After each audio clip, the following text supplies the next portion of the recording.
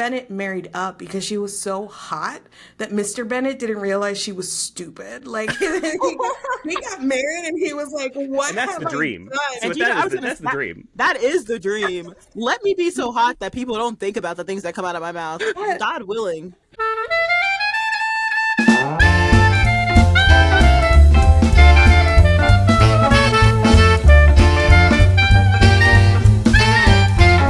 Hello and welcome back to The Panelists, a bookish deep dive podcast where we take bookish genres and tropes and overanalyze them to the point that people think we hate reading, but at least we have fun doing it. My name is Jaysen. My name is Niah. My name is Marinés. And my name is Lizzy. And this is episode 2. Today we are going to be discussing Pride and Prejudice. So if this is your first time here, the goal of our podcast right now is we are going through the history of romance books and analyzing them both as the books that they are, but also as their context in the history of the romance genre. And last time we discussed Pamela, which we collectively decided was a bad book. And today we're discussing Pride and Prejudice. For a lot of us, Pride and Prejudice is a little bit different because Pamela is a book we all read for the first time together. We all experienced the trauma collectively. But Pride and Prejudice is a book that we each are coming to with a little bit of a different history with. So I want to start today by discussing everyone's history with Pride and Prejudice as a book. So let's start with Mari. What is your history with Pride and Prejudice as a novel? Well, my dog's name is Charles Bingley. So you've read this before. Yeah, I read this before. I read it for the first time in the 9th grade. I was probably 15 years old. I read it because we were doing the accelerated reader program in my school, which is where you read books, took quizzes, and got points for them. And my strategy was to read all of the classics because they had the highest number of points. So that year, I also read Jane Eyre and Anna Karenina, and I think most of Austen's work, but Pride and Prejudice was my favorite. And since I was 15, I've read this at least once a year since then. And in 2020, I probably read it, I don't know, like half of the 365 days of that year. I was just like listening to this constantly while trapped in isolation. So like a deep, deep love and appreciation. And I've read this book now hundreds of times. So it's like the way that people listen to Taylor Swift over and over again. You just put Pride and Prejudice on. I'm like, it's a truth universally acknowledged. Niah, what about you? Your history with Pride and Prejudice is a little bit different. No, the same, actually. I also have a dog. What a coincidence. Wow, it's great. Like, this is my first time actually finishing Pride and Prejudice. I read it previously so I could, like, write a paper on it in school, and I hated it. I hated it so much. And I have, like, been a loud and proud hater of Pride and Prejudice for a very long time. Do you remember why specifically you hated it? Yes, because in my paper, I called Lizzy instead of Elizabeth, and my teacher said, you're addressing her really informally, and you have not been given leave to do that, and she marked my paper down, and I said, actually, I hate you, and I hate Jane Austen. So it has nothing to do with the book. Nothing to do with the book, because I didn't finish the book. I didn't actually finish the book, so yeah. No, it didn't have anything to do with the book. But it's vendetta. Yeah, it's a vendetta, so it's beef that Jane Austen and I have years. Mm-hmm. It's not even with her, it's with your teacher. No, it's Jane Austen. She did that for Jane Austen. It all comes together. Yeah, it all comes back to Jane. Oh my god. Speaking of Lizzy, what is your history with Pride and Prejudice? I also read it around 15, but it started with walking in and seeing Colin Firth on the TV and my mom and sister giggling. And I was like, what is this? And I fell in love with it. Every English teacher has asked me, so your name's Elizabeth, is this after? And I cannot confirm whether that's true or not. My mom won't tell me. But that's my favorite book ever. Every now and then I'll just like pick it up and read a few chapters and giggle. Every single birthday we put on the like 2006 movie. So good. Oh, I love that. To me, this kind of felt like a first-time read. So last year, a friend of mine was like, I'm going to read a classic every single month of this year. And I joined her, and I think we collectively read 3 books before we gave up. And Pride and Prejudice was one of those books, but I kind of had it kind of on in the background as an audiobook. I wasn't really engaging with it a lot. And the thing about it is written in such a language that you do kind of have to engage with it more than I was to really understand it and get a lot of context out of it. So there is a lot that I missed that I walked away from it just not really taking in. This time I engaged with it like very fully because obviously I had to build an episode around it. But then also, and we'll talk a little bit more about the media as well, I watched the 1995 miniseries for the first time. I watched 2 episodes a day for the last 3 days because I felt like there were aspects of the writing that I still didn't quite grasp. And so I watched that to kind of help me it's kind of like, to me, it reminded me of reading like Shakespeare. Like you can read a Shakespeare play, but when you see it, it just, there's a lot of things that kind of click a little bit more and make more sense. And that really helped me kind of understand all of the things that were happening in the story. So this is sort of a first time read for me, even though I kind of sort of read it last year. But yeah, so let's jump in. First things first, we need to understand where we are in history, how we got here. How do we get from Pamela, the thriller of a book that we read last week, to Pride and Prejudice and what was going on at the time. So, Marines, please take us through the history of Pride and Prejudice. The same disclaimer as last week. You know, I am not a historian. I am just playing one for this podcast. Okay. The last time we talked, it was 1740, and we were knee-deep in Pamela, a novel about virtue, manipulation, and what counted as a happy ending in a world where a woman's best case scenario was marrying her creepy boss. So now we are fast forwarding 73 years and arriving in 1813, the year Pride and Prejudice was published. So we've jumped quite a bit of time there, so a lot has changed. Politically, the landscape has been shaken by the American Revolution in 1775 and the French Revolution in 1789, which introduced all of these new crazy ideas about liberty, class, and individual rights. So meanwhile, England is watching all of these revolutions, right? And there is this mix of reform and backlash that becomes a response to them. British society is caught between either clinging to tradition or facing inevitable change. Meanwhile, the Napoleonic Wars are ongoing for most of Jane Austen's adult life. This war with the French has been going on. Economically, the Industrial Revolution is in full swing, so there's this rise of manufacturing and urban centers, and they're beginning to reshape class structures. And we see some of this reflected in Pride and Prejudice, so we'll talk, I'm sure, about that. So we still have old money, we still have the landed gentry, but now new money built from trade and industry is like rising up. So we would have like the Darcy, who is the old money, and Bingley is actually new money. His money from his family is made in trade. So social mobility is still restricted, but not impossible. So in Pamela, Pamela's virtue was like her only leverage, right? It was like downright her survival mechanism while she was busy being kidnapped and bamboozled. Like the only thing that she had to cling on to was her virtue. By the time we get to Pride and Prejudice, we see Elizabeth Bennet, and she can reject a marriage proposal, not once, but twice, and still be considered a heroine worthy of a happy ending.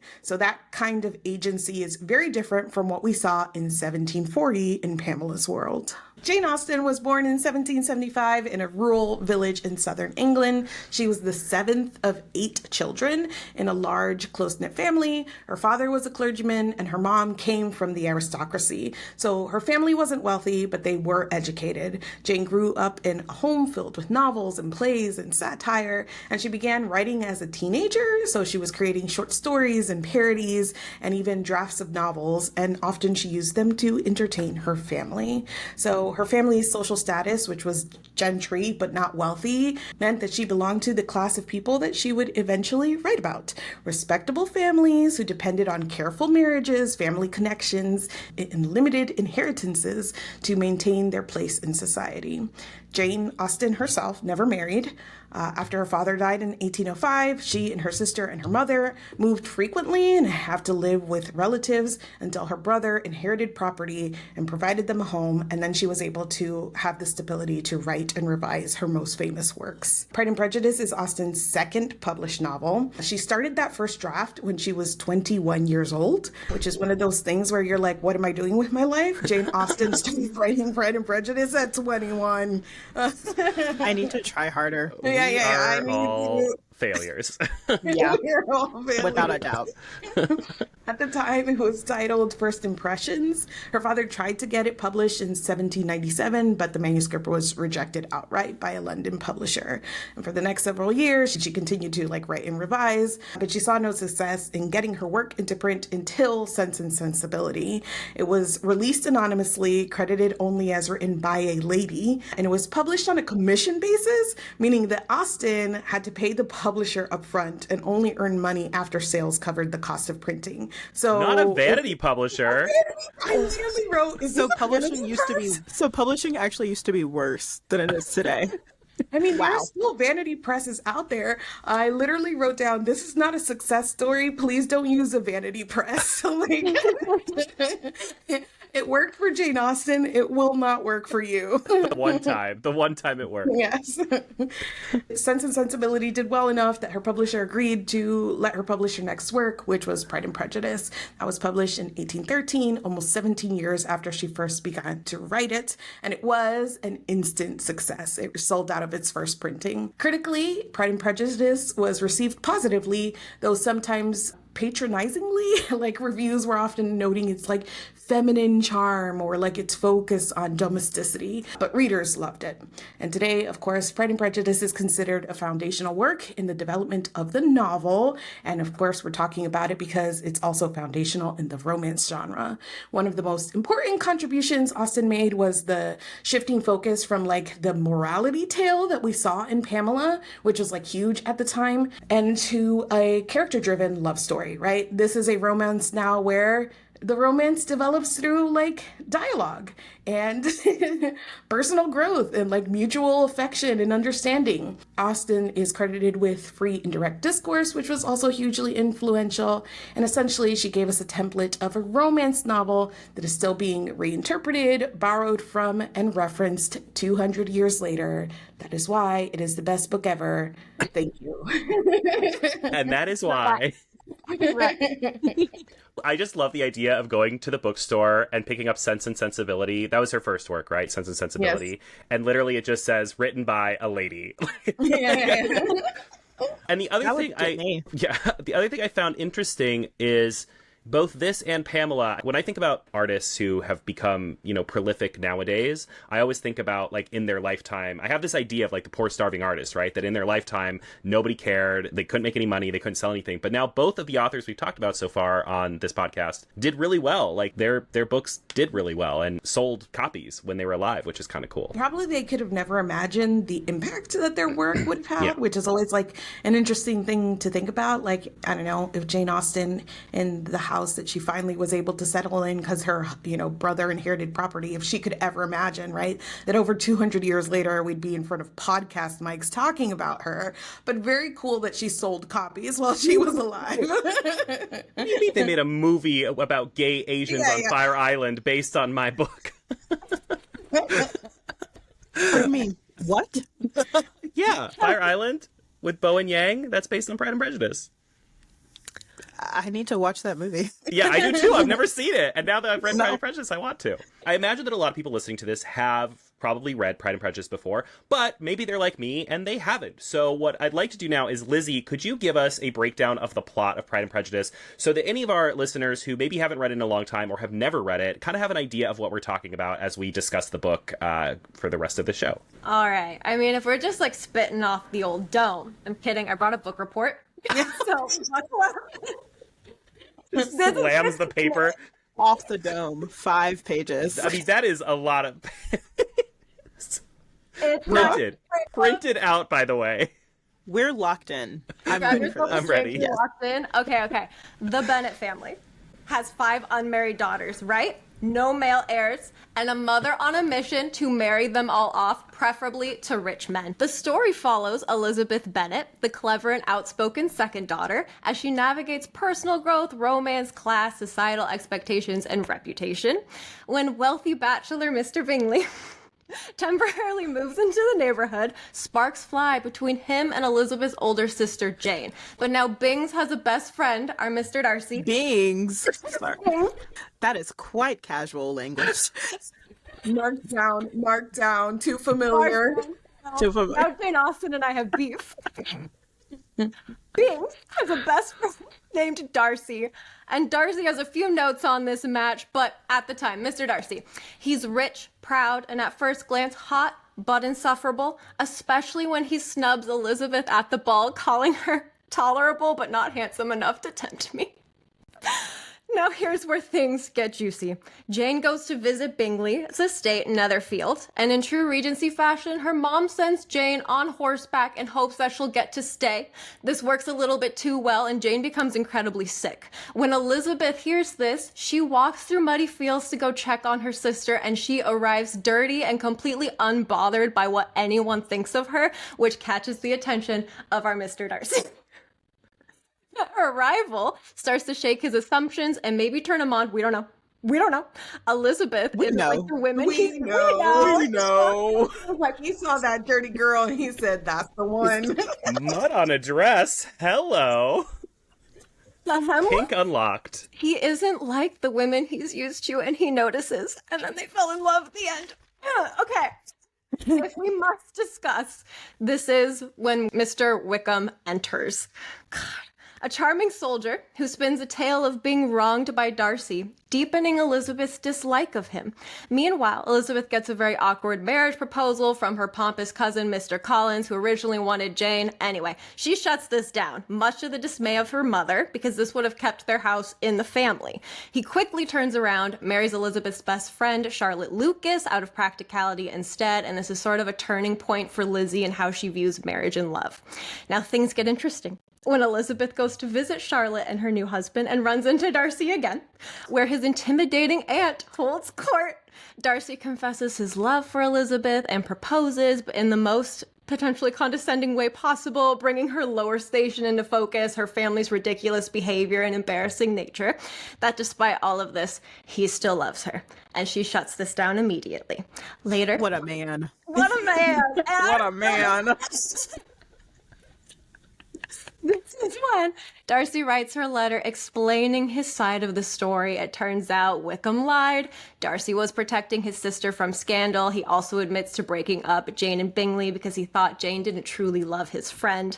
With this new perspective of Darcy's integrity, Elizabeth starts to question her own judgments. So we're fast forwarding to my favorite part. We're at Pemberley now, Darcy's beautiful and massive estate, where Elizabeth sees a different side of him, kind, gracious, respected. Just as things seem to be warming up between them, if you've seen the hand scene in the movie, you know. But just when this happens, her youngest sister Lydia runs off with you-know-who, Mr. Wickham, threatening the family's reputation and her own ruin. And we wonder why Mrs. Bennet's always talking about her poor nerves, because I was stressed, and I will always be stressed reading this part. Darcy steps in. We have Darcy, though. He quietly and generously arranges their marriage, saving the Bennets from disgrace. Darcy continues to sort of like right his wrongs this way. By the end, Elizabeth and Darcy have both grown. He sheds his pride. She lets go of her prejudice. And when he proposes again, this time with humility, she says yes. Jane and Bingley also reunite, and both couples get their happily ever after. Thank you. That was a totally accurate summary. Oh, I didn't even need to read it. I could have just been here for the summary. Is that why it's called Pride and Prejudice? After, like, reading and watching Didn't you write an essay about this, Niah? It wasn't a good essay. Oh my god. I was so excited. I saw. I was like, wow, we are ready to go. That was amazing. Thank you so much for that. And now we are ready. We are fully ready. We have the context. We have the synopsis. We're ready to jump in. So we're going to jump into probably the most important question that is the whole reason we're like talking about this book on this podcast. But Pride and Prejudice, you know, as you mentioned, Mari, is one of the most quintessential romance books of all time, right? Like it has been remade and remade and remade again. Why do you think that is? Like, why do you think it has lasted so long? Anybody feel free to jump in. I think one of the reasons that this is like an enduring tale, and also one of the reasons that people try to replicate it and get it wrong, is that both characters have a satisfying arc. And there is a sense that both of them have things that they realize about themselves that they go off and they work on before they come back together again. And there is a changing of hearts and minds that like really makes it satisfying to watch them. And why it makes makes it so rereadable, right? Is because we see them progressing throughout the story. So yes, I think like the number one thing that I always think about when people get Pride and Prejudice or similar stories wrong, antagonists to lovers, is that they don't understand that the man has to change. And Jane Austen nailed it with showing us how Darcy changes. And not necessarily for Elizabeth, but because he felt called out and Elizabeth held a mirror up to him and he didn't like what he saw.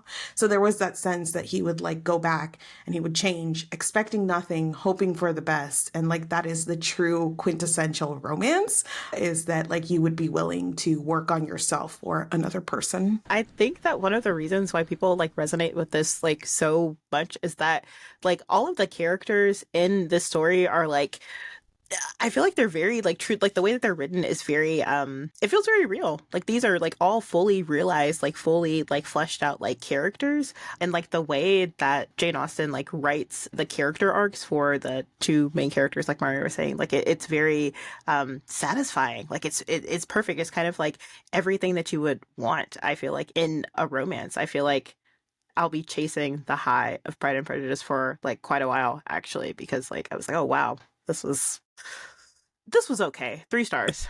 4 stars. Okay, yeah, 3 stars. 3.5. Oh. You know? Oh Not my as going to God. shatter me, but you Yeah, know. well, they can't all be 6 Shattered. stars. Okay. Catch him straight. Will I ever be free of this slander?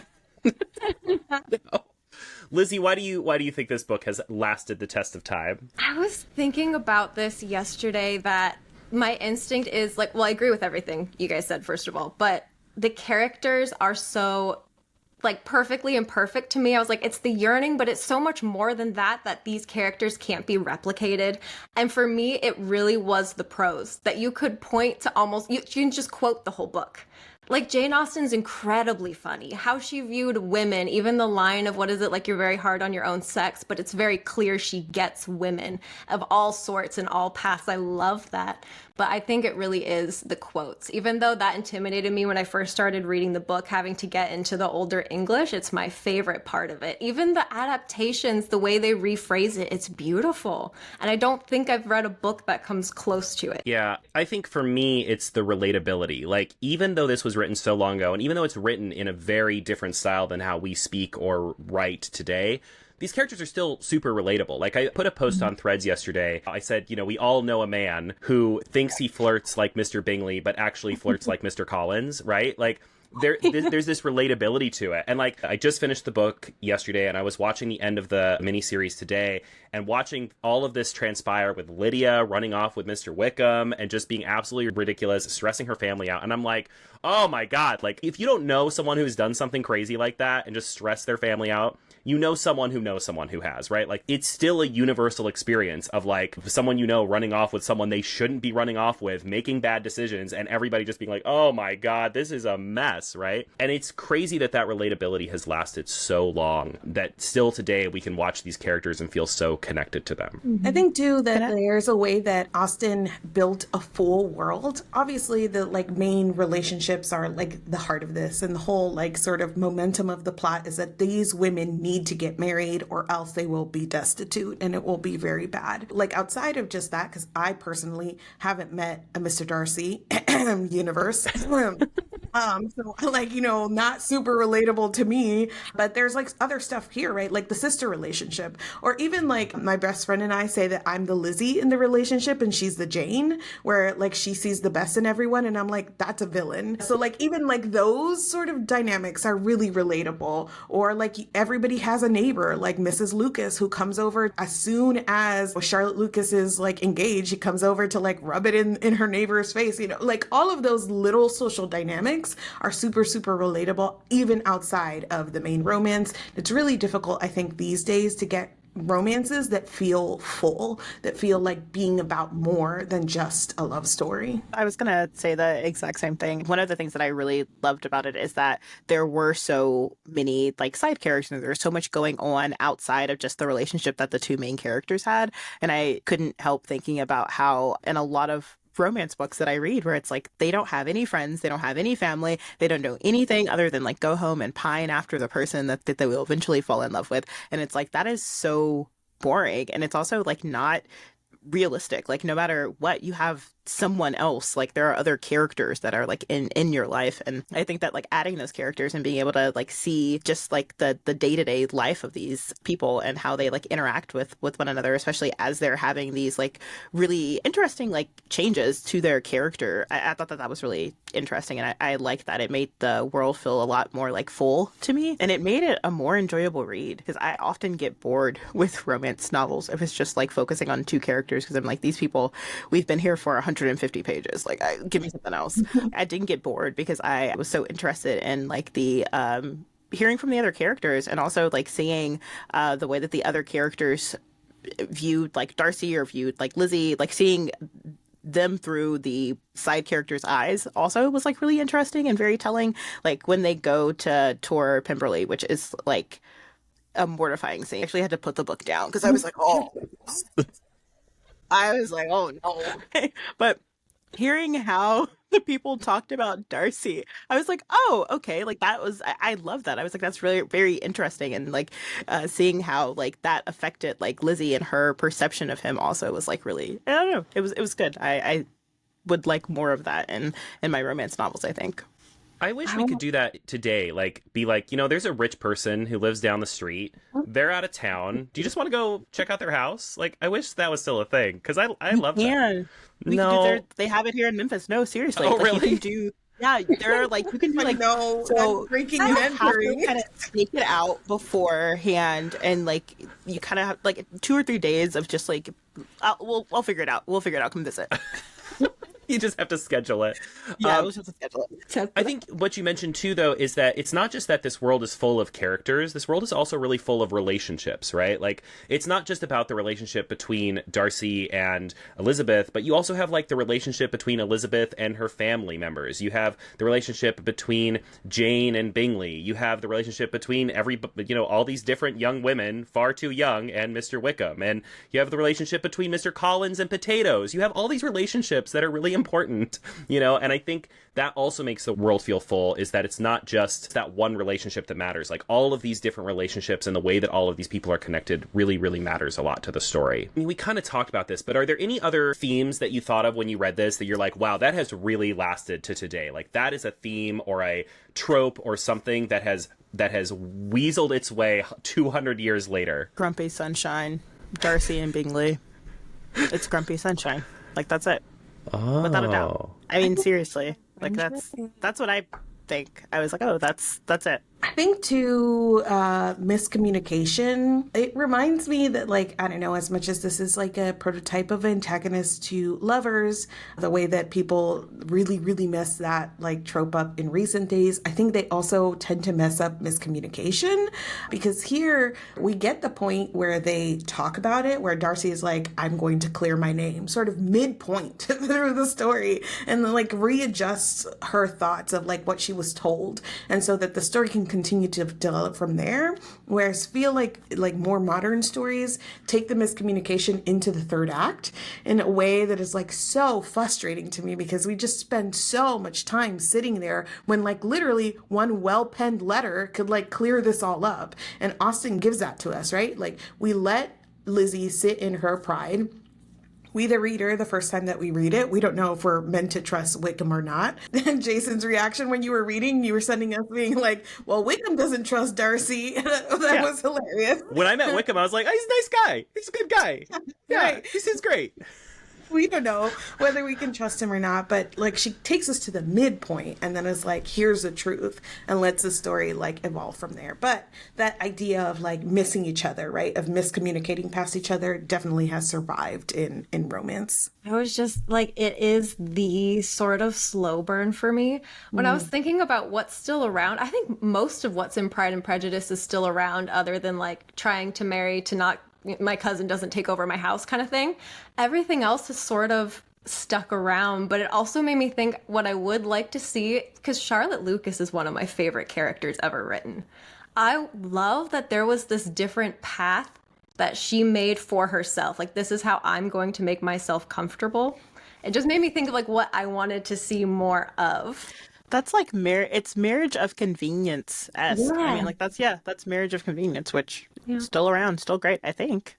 Yes. Yeah, Yeah, I like mean, different, but yeah. I feel like Elizabeth a little bit went for Marriage of Convenience because it's a lot easier to forgive someone when they've got a giant house. That's all I'm saying. That's all I'm It saying. is convenient looks to be like that. rich. Yeah, right?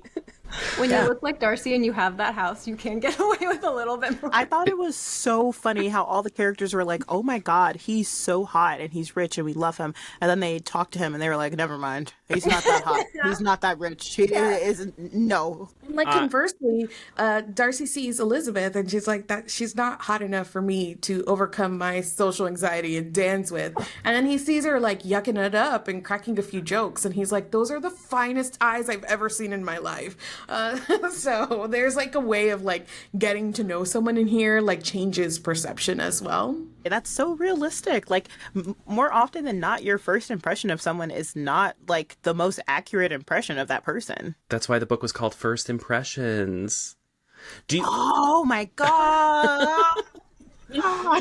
what do you think? This was a question that I originally wrote down, but then I took it out because I was like, maybe that's not interesting to talk about. But what do you think of the two titles? Do you think it should have been called First Impressions? Do you think Pride and Prejudice is a better title? I do think Pride and Prejudice is a better title. I think First Impressions like captures the beginning of the story. Pride and Prejudice captures a lot of like the continuing, I don't know, story itself. And like Lizzy said in her recap, like, you know, Darcy loses his pride, Lizzy loses her prejudice or whatnot. But that is, the opposite is also true. Lizzy is also proud in a lot of ways. Like she's immediately hurt when she gets called not hot enough, and she's like, F that man, I'm never dancing with him. Like her pride is also wounded, and he also has a lot of prejudice against poor people. So every character is dealing with their own prides and prejudices. I feel like that's a better, encapsulation of the story. I feel like First Impressions would be like the perfect like title for a 2000s like rom-com version of Pride and Prejudice. Like I don't know why, but I feel like that would be like the best like First Impressions. But I don't. Pride and Prejudice is at this point it's a classic. Like I don't think that like It's got a That's how I nice think alliteration to it. Yeah. It's just been, that's all I've thought of it as for so long that I can't picture it as anything else. And they could have called it First Impressions, but instead they called it Bridget Jones's Diary. So, it's fine. It's fine.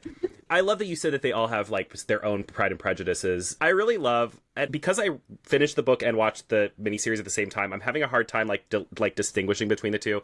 But remind me if this is in the book. There's these moments later on in it where Mrs. Bennet is like, I always knew they were going to be a problem, when clearly she had no idea. And that reminds me so much of people on social media, that when someone becomes problematic or gets called out, they're always like, I always knew there was something up with them. I'm like, no, you didn't. There was a vibe. No, The vibe was off. When she was doing that, I was like, oh my God, this is everyone in the TikTok comments section. I cannot. Pride and so much. She's gone through so. Listen, I love her, but by the end, I was like, I'm done. I've I'm had fine. enough. I need you I to think take we a went through Valium and enough. calm down. yeah. Enough is enough. So Pride and Prejudice is a novel that many Austen fans, and including, you two have mentioned this, that you read and reread, okay?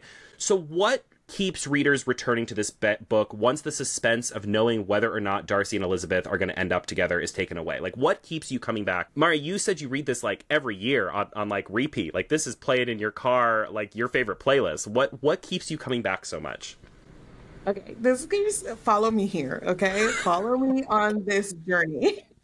But do you like? I think it is similar to why Lord of the Rings is rereadable, and in general, quest fantasy is rereadable. To me, when I'm thinking about revisiting Lord of the Rings, I'm like, okay, they start in the Shire, then they go into like the farmer maggots, and then they find Tom Bombadil, and you like mark their journey in a way that makes it really comfy to like read and track. And I feel a similar way about Pride and Prejudice, where I'm like, okay, then Jane goes to Netherfields, and then Lizzy goes to Netherfield, and they have their little banter that happens at Netherfield, and then they go home, and then she goes to visit Charlotte, and then they go home, and then they go, and so like it's like a little quest fantasy, yeah, that you're like anticipating all the little stops on her quest in a way that I find like super cozy, because you're like expecting the beats of a story in a way that you can revisit again and again and again. Also, though, Jane Austen is just so funny. Like, there are lines in here that are never not funny to me. Mr. Bennet constantly talking about how stupid his kids are, even though he was the one who raised them. Hilarious. And there's just so much biting commentary sort of in between the lines that I feel like I'm constantly discovering like new funny lines as I read. That's exactly what I was gonna say. You can reread it and pick up more every single time, but I just like visiting with that cast of characters, like over and over again. Because I think getting into a romance, you know they're gonna end up together anyway. Even the first read, I was like, I know how this is going to look, but I just want to spend more time with them. And like you said, Mr. Bennett, every single time I catch a new joke of his, like the nerves being his old friends the last 20 years or something, that makes me cackle. And Niah, this is your first time rereading it since holding a grudge against it. Like, how did you feel going into that reread? Like, were you excited or were you like really nervous? Like, oh my God, here we go again. I was really nervous because I was worried I wasn't going to like it and that I'd be stoned. Our friendship Because would I'd been end. told that if I didn't like it, I would be stoned. The Mari. podcast ends here. Yes. Yeah. Okay. But I was a little bit like nervous, but I also decided that like going into it, I was going to read it a little bit differently when I was going to finish the book, which I feel like that was a really big and brave decision on my part. And two, You're so I brave. actually decided, I mean, truly, finishing a book. But I also decided that I was going to like tandem read it, like do the audio and the physical book, because like you were saying, I found that I had to like focus and pay a lot of attention about what I was reading.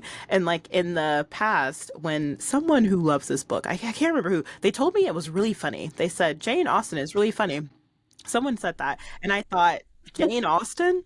Are we talking about the same Jane Austen? Because I thought there was nothing that I read that Jane Austen wrote that was like funny to me. And then I read like the first chapter of this book and I was like, oh my God, Jane Austen is funny. Mari, you were right. Okay. I'll say it. I'll say it.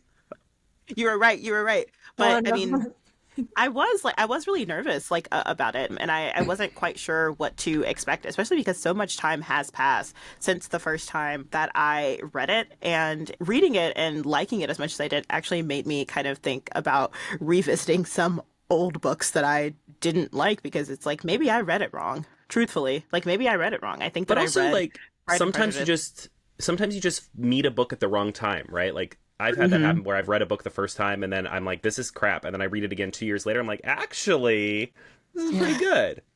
I think we also give like a bad rap to books that are more challenging to read. Like, I don't know, there's this way that like easy to read is like shorthand for good and like difficult to read is shorthand for bad. And I don't think that that is the truth, right? There are things that you put effort into that have payoff. And here, putting a little effort into paying attention to language that doesn't have the cadence that you're used to means you get banger lines and like a romance for the ages. Like, and so like difficult to read or more challenging to read does not mean bad, but it does mean you have to be in the right headspace to be able to dedicate that time to like get into it.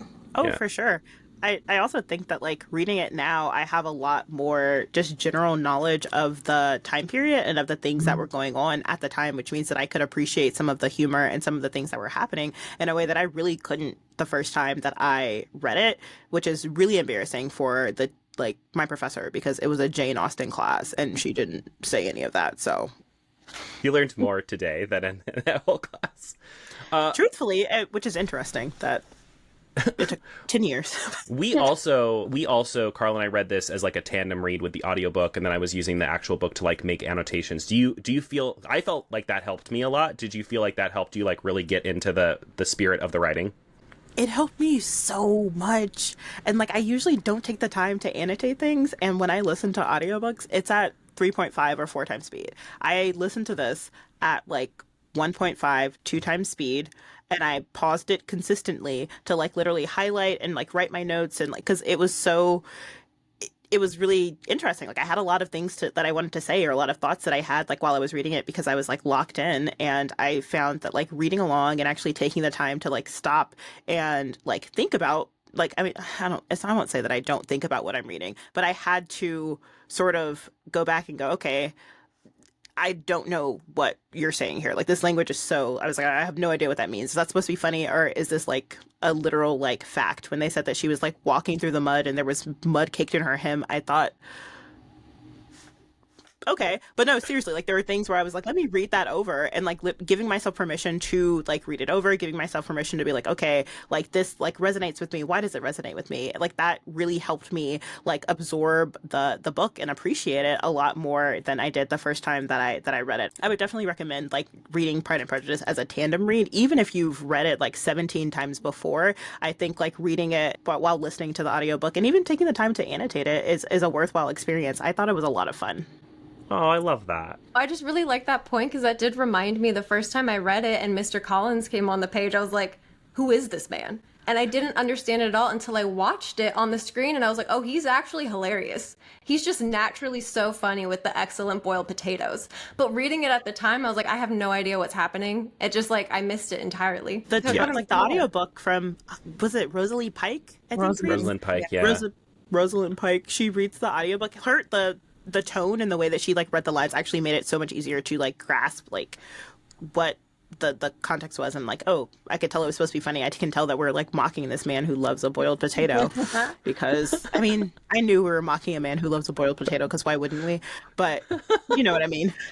And he practices little compliments to give to women. Now that's a good idea.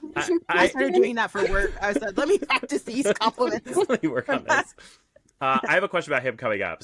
But first, I want to ask, Pride and Prejudice is a novel largely about love and relationships, right? But it really doesn't describe passion at all.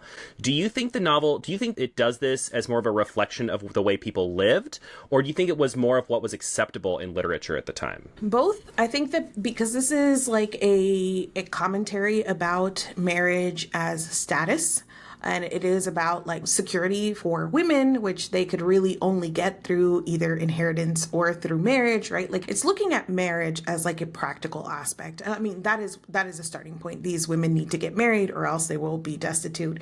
Miss Bennet is an awful parent. She is not wrong that her daughters need to get, like she's right, actually, that like nobody's worrying about this enough. And so like that there's a practicality to it. I think that like lends itself to the lens that we're reading this through.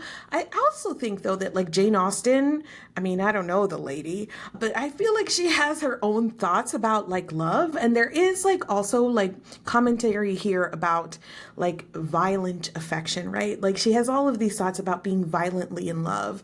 They have that exchange at the beginning where Lizzy jokes about how poetry kills love and it's dancing that feeds love. Like she has all of these ideas about what it means to be in love. And you get the sense that she doesn't look very fondly on sort of like passionate love, that she doesn't necessarily believe that it's that. But by the time that we get to the end and Darcy is like confessing his ardent love for Lizzy, right? You can almost sense that there's something of a shift in the perspective of the story, but at the same time, it's also like very proper still, right? Like he's still like the exchanges are very proper and everything. So I think it is like a combination of the society we're living in, the story she's trying to say about what it means to marry for love versus practicality, and her own thoughts on like whether passionate love is surviving and enduring love. That was beautiful, Mari. That was beautiful. That was great. so beautiful. And I've read this book 500 times. I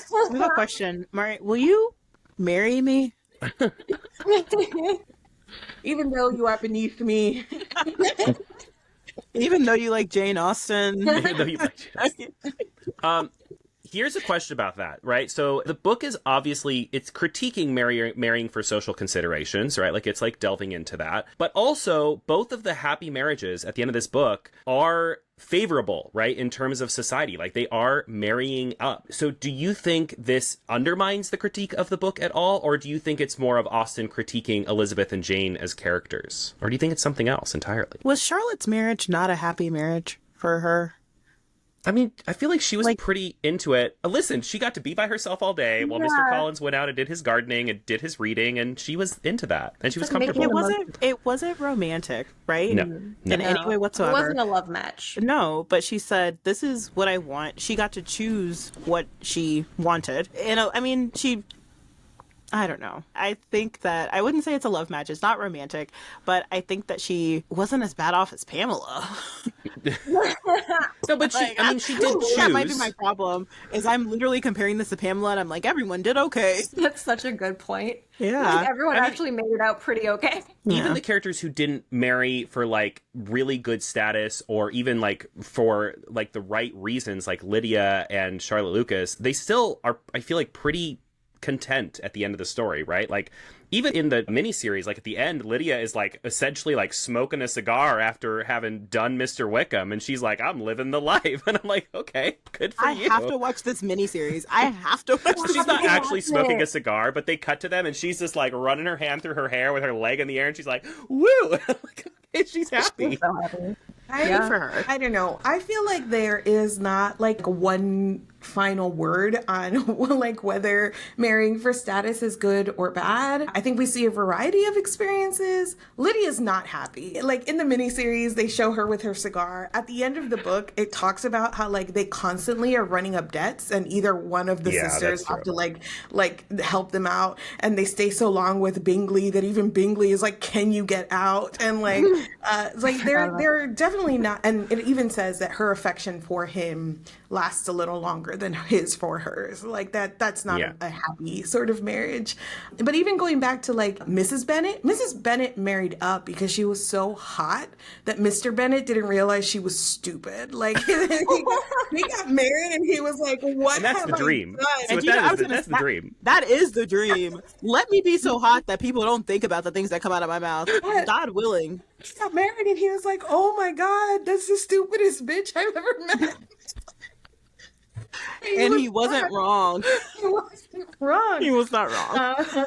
And then also like he was a gentleman, but we still see that like her low station, even though Miss Bennet married up, like was still affecting her daughters, right? Because throughout the whole thing, they were talking about this uncle in Cheapside, like and her low relations. So like that social mobility existed, but it was still like very looked down upon that, you know, she had lowly connections. But I think ultimately Lizzy and Jane lucked out. Jane Austen gave her heroines like a happy ending, and they both married for convenience, but they both married for love. Like that is ultimately what happened, is that they do end up with their love matches. So like in this case, it was again quintessential happily ever after. Jane Austen rewarded her heroines, but I think still in a very practical way where we walk away and go, but Lydia's over there and having a bad life. Charlotte does like again get a really good social status, but she has to put up with that man for the rest of she's like inventing new and creative ways to get him out of the house constantly. Like that is like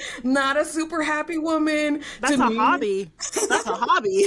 She's like going down the list of hobbies that he could like. Can you take another walk? Don't you got to talk to somebody to get that man out of the house? So like yes, it worked out in her favor because she's like secure, but I don't know, is she happy? So there's just a variety of experiences, but our girls, they get hot, rich, all the wins. All the wins. All the wins. It's really interesting too how different directors have viewed it, because they've added conversations between the sisters of Lizzy saying, "I don't care to marry for love." Like they've added these little additional conversations in it. So I guess part of that's like when I think of Mrs. Bennet too, that even though Darcy was kind of like the one and he was this rich, pretty looking man, the second he snubbed her daughters, she was like, "I hate this man."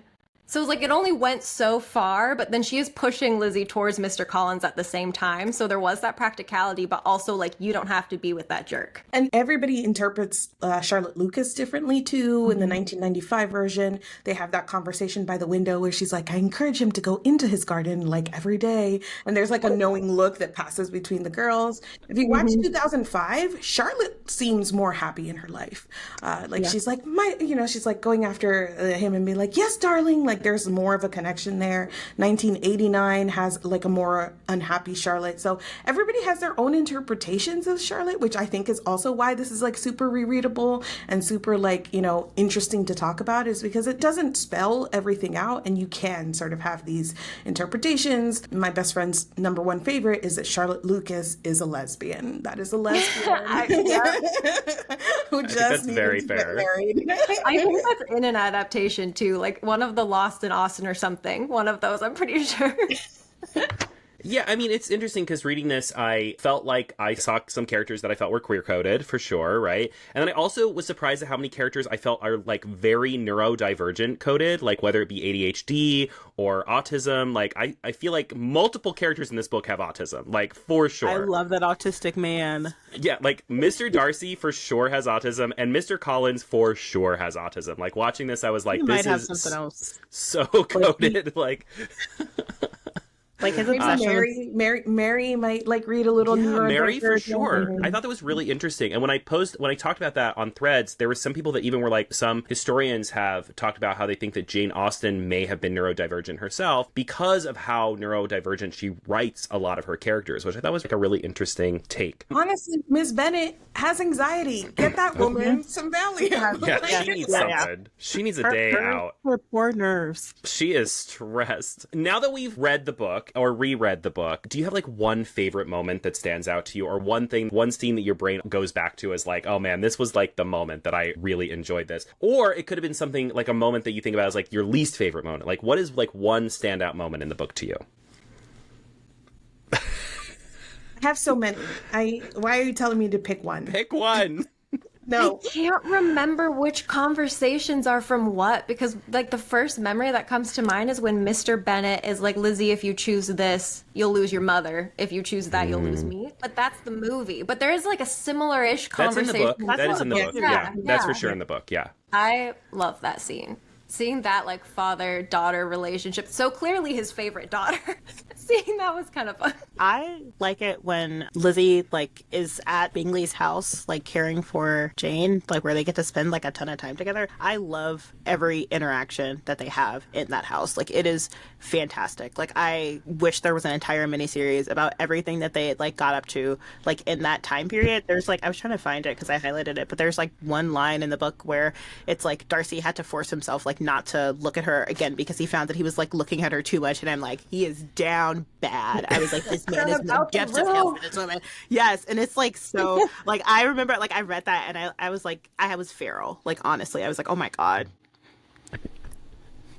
I have my favorite chapter in the whole thing is the very last one. I don't know why, like just the summary of like their final like letters, the one, saying that she writes to her aunt and he has to write to his aunt as well. And like Where just he's revealed as being Jack the Ripper. Yeah, like that's pretty good. Hate you both so much. Jaysen, you don't even know this. You don't know this. Lizzy, are you gonna come clean? Okay, it's a little late for a disclaimer. I've never read the last chapter of Pride and Prejudice. I was gonna ask that question earlier, but we kept talking about something else because you had mentioned that, and I was wondering, did you finally read the last chapter for this read? No, that's why it's so funny. I had to give the summary. I was like, I hope nothing important's at the end. And I said, except for Darcy's reveal as being Jack the Ripper. Like, I don't understand why we keep everyone glosses over that. M. Night Shyamalan twist at the end of Pride and Prejudice. It genuinely, Lizzy will never know. Lizzy's strange, little keeping of a last chapter for a rainy day aside, it truly is my favorite chapter. I love it so much. And I love when she's talking about like how like they're like when they're engaged, like that period of time, it sucks. She's like constantly blocking her family from like bothering him and stuff. I don't know. I just find it so hilarious. I will continue to bully Lizzy for the rest of time until she reads this chapter. One day I will, and I will savor it, and I will call you crying. Oh. Oh, that actually just reminded me. I love every interaction between, was it Lady Catherine and Lizzy? Their little like standoff moments. Yes. I live for that. That entire conversation where she's like, the shades of Pemberley will be thus polluted. And the way like Lizzy keeps hitting back and like that whole exchange, like peak like banter. I love it so much. I was going to say everything having to do with Catherine de Bourgh. I like her dialogue and the way that people like sit around and worship her and the way that she just like instructs people on the most ridiculous things. There's a line where she talks about like, oh, I'm very skilled at music. And if I had learned to play music, I would have been the best at it. I adore And I've like, always said that. And I've always did, like, if she existed today, she would be a gay icon for sure, right? Like the gay men would like worship the feet the ground she walks on. And I felt that even as I read it, I was like, she's awful and I love her. If I had ever learned, I would have been a true proficient. It's like a top 10 line ever written. Like, Yeah, it's that so is good. hilarious. It's What do you so mean good. if you had ever learned, you would have been proficient? That is hilarious. I've said that unironically about so many things. Like, You I could have. have been an Olympian. Yeah, I know. I could have been an Olympian if I had ever learned to swim. You told me once, like, oh, if I had ever learned to skateboard, I would have been really good at it, or something like that. Oh, that's before I read this book. Okay, tag yourself. What character in Pride and Prejudice are you? I know who I am, apparently. Yeah. An icon. You are. Thank I you. would love to think myself as like a Lizzy. I am the Darcy. I am that autistic man. Yeah, we love that autistic man, and we love you. I think I'm Mr. Collins. I No, no. but no, listen, I know he's No. kind of the worst, but there are times where he'll say Kind something of. like when he says things like, "Oh, I practice nice things to say." I'm like, "Yeah, you have to, because what if you get in a situation you don't know what to say?" And the way Okay. he eats, like he just like when we watch the miniseries, he is going to town on like dinner, and I'm like, "Yeah, because dinner's good. Like you want to eat that food, go." You said he made some compelling points. And like when we were watching yesterday, I hadn't put anything in my hair, so my hair was like down kind of in the same way as his hair in the 1995 movie. I was like, I think I'm this man. Every time we see Jaysen, he's gonna be like closer and closer to looking like Mr. Collins. Like that's his whole. And then also in the miniseries, he's wearing this out, like the way that he wears his sleeves is like down like over his like knuckles a little bit. And I was like, well, I like that. I want to get a sweater. No, that that's does that. normal. Yeah, you get the like so your hands don't. No one can see your Yeah, hands. because then your but... hands don't get cold. I want to say Wait, one wait. more favorite thing in this story that I love. She's visiting Charlotte, and she has that moment at Lady Catherine de Bourgh's place where she tells him that she should practice piano more, but he should practice talking to people more. And the very next day, she's at home and he comes to talk to her, and she's like, what the hell is he doing here? And I find that so hilarious because I'm like, girl, you told him to practice more. And she's like, go away. Not with me. To me. He's like, no, not like that. I really love. I know I keep bringing it up, but I love in the miniseries how they show him like going to like fencing practice, so like he can get practice like being social with people. It's kind of like how you take your dog to the park to like get them socialized. Like that's kind of Mr. Darcy. You have to take him out, water him, take him for a walk, make sure that he gets some interactions. You know. How much does Darcy actually like make a year? Like, what was the equivalent of like his income? I cannot remember. I thought I wrote it down, and I was trying to remember how like rich he actually was, and then I had a secondary question that I Isn't it didn't. like three put in. times what Bingley makes or something? Well, I was like, what's the like modern equivalent to 10,000 pounds a year? It's like a really big range I'm finding. It would be around $17 million a year today. He can be rude. He can be rude. Actually, And it's then, not, like, actually. so the money that he makes a year, like 10,000 pounds a year, is like his interest on, like, you know, it would be like just like the income that he's getting through whatever investments that he has, which is not to take into account like the value of Pemberley, the value of his other holdings or whatever else he has. So this is just like accrued money that he makes $17 million a year. so it's a billionaire romance. Yes. Yeah. Yeah. I think it's the first one I've ever read. Well, there you Kinda go. fun. Prejudice best is the one. first billionaire romance. Perfect. That is going to be how I start my video when I talk about this, and it won't cause any problems at all. No, it shouldn't. Why would What- it? That's completely true. What was your other question you wanted to ask? You said you had a follow up. Oh, well, my follow-up question is unrelated to my first question, which was like looking at Pride and Prejudice, I think about like the structure of this novel versus the structure of most like modern romance novels and how they differ. Pride and Prejudice does not have a third act breakup in any way, like whatsoever. And I feel like a third act breakup is kind of like the cornerstone of like most modern romances, where it's like, oh, there's going to be a third act breakup. Whereas like, and now in a lot of like advertising for books, it's like no third act breakup. And that's like something new and revolutionary, but it's like, no, Jane Austen did it first. And she did it better, actually. And it's like, go back to your roots, because no one wants a third act breakup, actually. And I will die on that hill. I think it's like partially because this is like a very chaste romance, that there is like no needing to get them together until the very last sort of scenes. But also, to like Jane Austen's credit, it's like that midpoint, that first proposal is doing so much work here, right? Because we reach this like first like fate climax where you're like, oh, he's proposed, and it goes so badly that you have this sense of like, how will they ever recover from this? So it's almost like this, like, that is what most third act breakups are trying to do, but it moves it forward in the story, so we actually have time to like recover, to like see how it changes or whatnot. Where the third act breakup, you're like, you're just gonna get back together. There's 2 chapters left. This is meaningless at this point. Like, I know you guys there's are no weight. Yeah, There's no weight to it, like, There's in any way none. whatsoever. Yeah. I also mentioned that, like, if I didn't know what was going to happen at the end of Pride and Prejudice, I would have been so like cringed out at him being like denied, at her saying no to his proposal in the middle of the book, that I would have thrown it away, because I would be like, oh no, and now you go and hide in a cave. Yeah. I would have accepted that proposal. That says about me. It says you make good decisions. Yeah, It's okay. you have money, you make a house? Yes. He makes $1 million a year. But You were right about my family.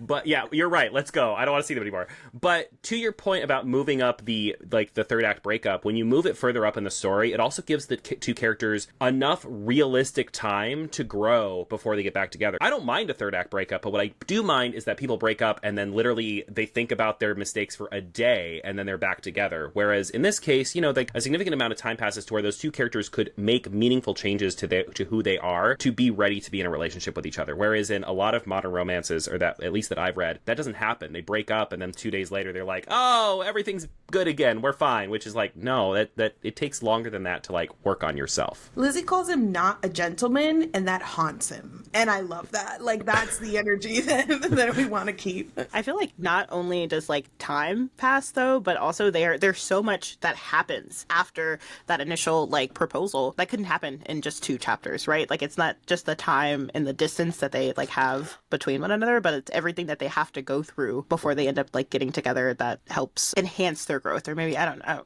maybe enhance is not the right word, but like help them grow into the characters that they are by the time they come together again at the end. I think that's why I like her visit with family, because from everyone else's perspective, it's you hated this man and suddenly you're looking towards him favorably. Why? But she had that time staying with, is it her aunt and uncle? Yeah. Where she kind of got like a clean slate, seeing Pemberley, seeing how other people view him, and being with the neutral family really added to that. Because I agree, usually like the third, it's so rushed. I mean, if But I this lived was with also Mrs. Bennett, really- I would take a lot of vacations as well. I'd be like, take me to the country, get me out of here. I need a break.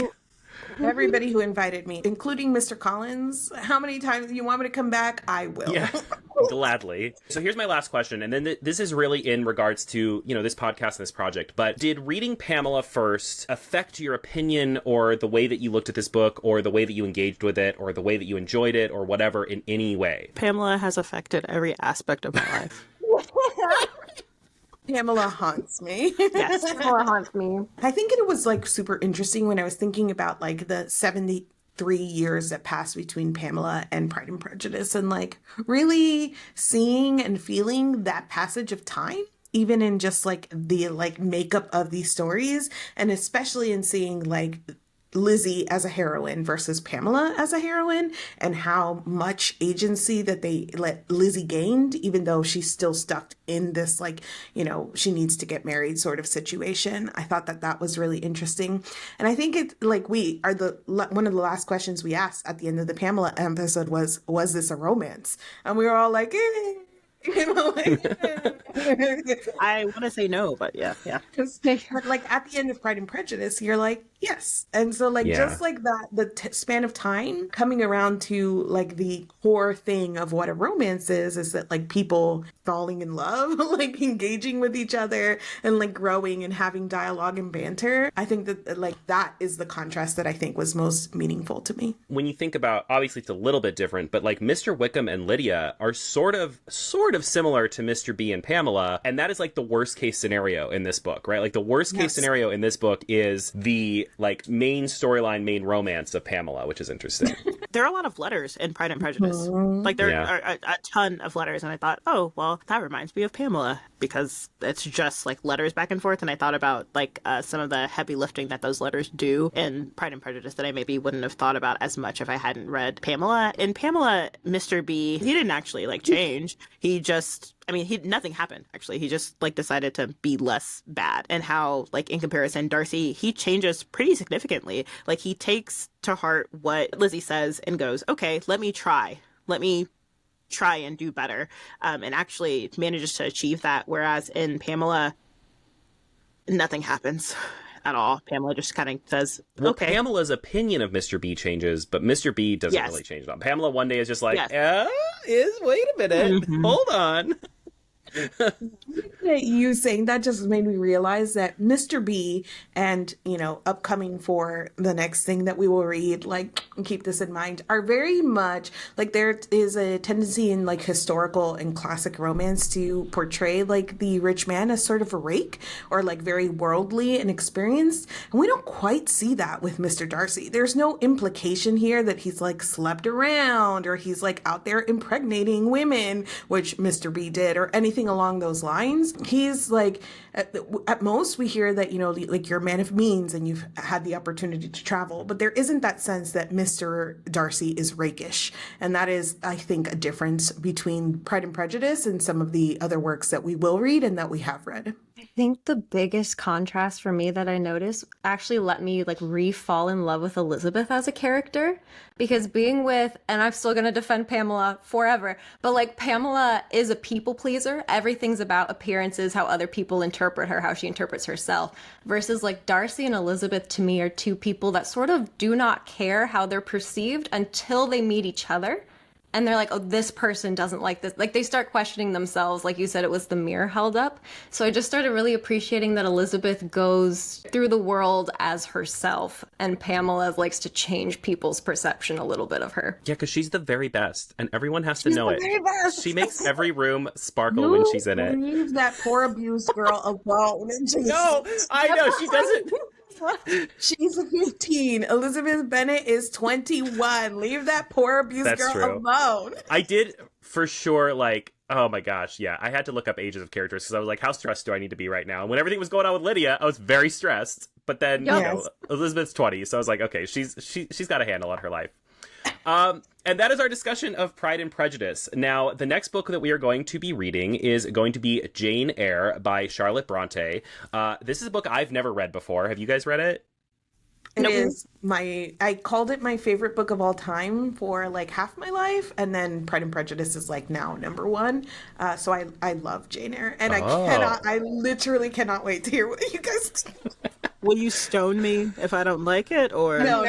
Okay. I will not stone anybody who doesn't like this because it's cuckoo bananas. I am so excited about this. So, So excited. Niah, you have not read it either. No. Lizzy, you have not read it. So this is going to be ridiculous.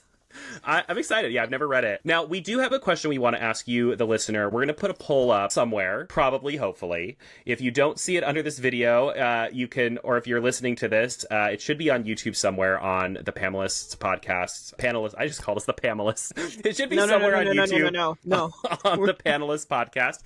But we're going to put a poll out to you. So a book that we've gone back and forth a lot about whether or not we should read is Wuthering Heights. A lot of people kind of say that it's not a romance, but that it has a lot of importance to the romance genre historically. So we kind of go back and forth on whether or not we should read it. So we are going to leave it to you. We're going to let you guys decide whether or not we read Wuthering Heights after Jane Eyre, or if we move on to something else. We're going to let you be the decider of our fates here. But the next book... wisely.